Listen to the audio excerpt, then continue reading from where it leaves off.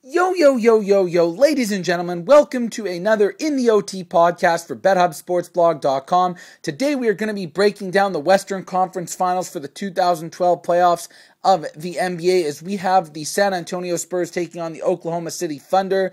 My predictions in the second round have been pretty bang on, especially with these two teams who I knew would roll against their opponents, the Lakers and Clippers, in the second round. And in terms of the Eastern Conference, right now, I did predict Miami over Indiana. I did say Boston over Philadelphia, but that series has not ended yet as we are waiting Game 7, and I did take Boston there, so I'm pretty sure they're going to win at home, but with the way things have gone, nothing is a guarantee. They're looking for that clean sweep of 4-0 in the second round. Let's not get too ahead of ourselves. Let's not even give ourselves a pat on the back, because when you have four heavy favorites, it's not like you're some sort of genius going out there and making these predictions. But nonetheless, that's basketball. It's very rare to see upsets, so sometimes you have to go with the obvious pick because it is that damn obvious, and it usually does happen. Now, this series here in the Western Conference isn't that obvious because you have two outstanding teams, and it really could go either way. And I've done a lot of pondering over the last couple of days since these teams have about a week off to play to see where I lean here with my thoughts on who's going to win this series.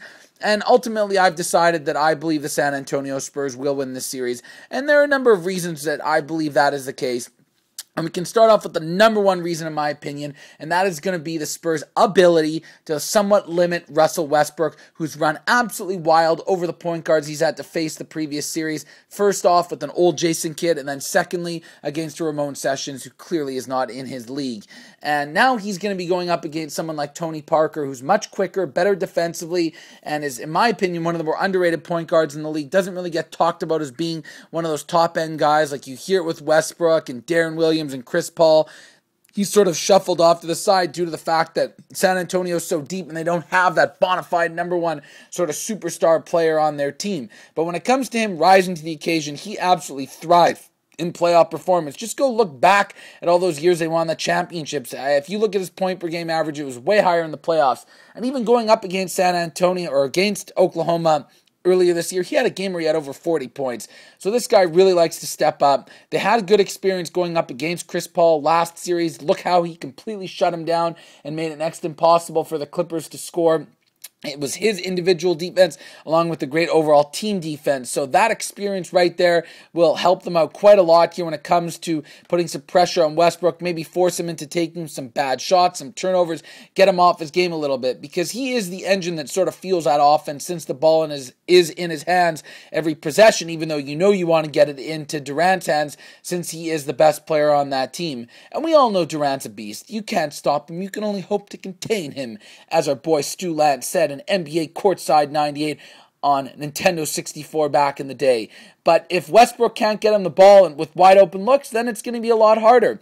And as good as Durant is, I do believe that they should be able to slow him down somewhat. Obviously, like I said, it won't completely happen, but if you can keep them under 30 points a game, they will have a very good chance of wearing out the rest of the team, because San Antonio really does have tremendous depth across the board, something that Oklahoma City does not have. So that's why I think there's an advantage for San Antonio, because as much as everybody wants to go nuts about how good James Harden is off the bench, and he definitely is that damn good, Manu Ginobili is just as good, if not better. So they match right there. Tony Parker's in somewhat the same league as Westbrook, even though he is slightly better. Obviously, nobody on on San Antonio will be able to play with Durant, so they do have the advantage there. But I'm talking about the rest of the team. When you look at the depth, we can start down low. Timmy D, this guy's an absolute baller. He's one of the best players of all time, extremely underrated. So look for him to do his thing like usual. I do believe Ibaka can play with him a little bit. He does have that athleticism, but he's still not as good of an offensive player, and I think Tim Duncan can outsmart him a little bit. And Perkins has virtually no offensive presence down low. He's just a defensive guy, but DeJuan Blair's a banger and a crasher. He can play with him, and then you want to throw in an energetic guy like Tiago Splitter, Kawhi Leonard. That's the thing. San Antonio has the ability to throw so many different lineups at you that's going to drive Oklahoma City nuts. On the other hand, you look at OKC, they don't have that diversity. They don't have those options, and they don't have as many shooters that can kill you from the outside. Look at guys like Danny Green, Gary Neal, even the veterans like Steven Jackson and Boris Boris Diaw, who've accepted roles on this team after being pretty much starters for the last 6-7 years. So I think that, San Antonio has the ability to play any style of game you want to play. You want them to go play defense? They've shown over the years they're very capable of doing that under Popovich. Oh, and everybody thinks they're this defensive team that can't play offense. Guess what? They were second in the league in scoring. They averaged more points per game than Oklahoma City. So if they want to play their run and gun style, don't worry, they'll be there right with you because they have the ability to move the ball and start the offense down low in the paint through Duncan, or they can have it with the slashing ability of Parker and Ginobili, or they can go to the outside with the shooting with Neil Green. I mean, this team just can beat you in so many different ways. I don't think Oklahoma City can do that in a slowdown type of game. And when you look at the fact that Popovich is arguably the best coach in the league right now, well, he is in my opinion. Some people might make some other arguments, and even dating back to the days of Phil Jackson, I would still say that he was better. He had the luxury of having two of the best scorers of all time and coming in for Jordan and Bryant when they had failed prior to winning championships.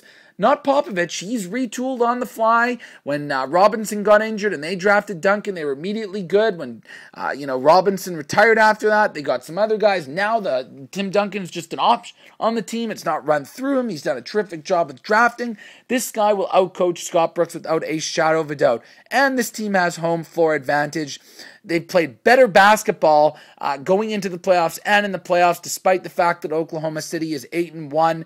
In the playoffs, that record is a little bit misleading.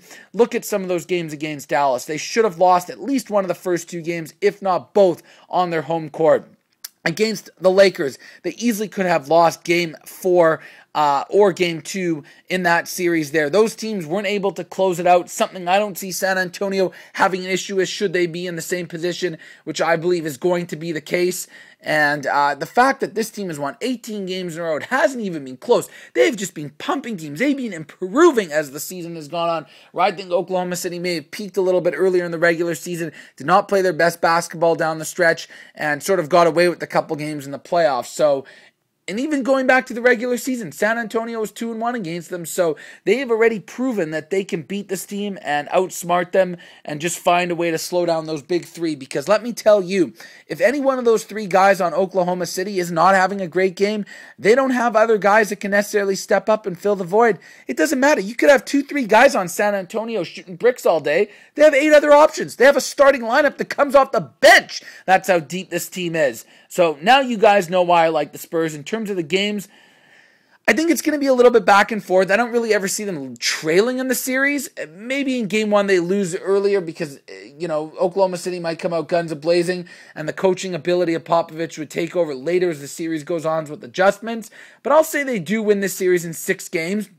And the minus 200 to me is a little bit steep to pay in terms of a series price. So if you do like San Antonio, you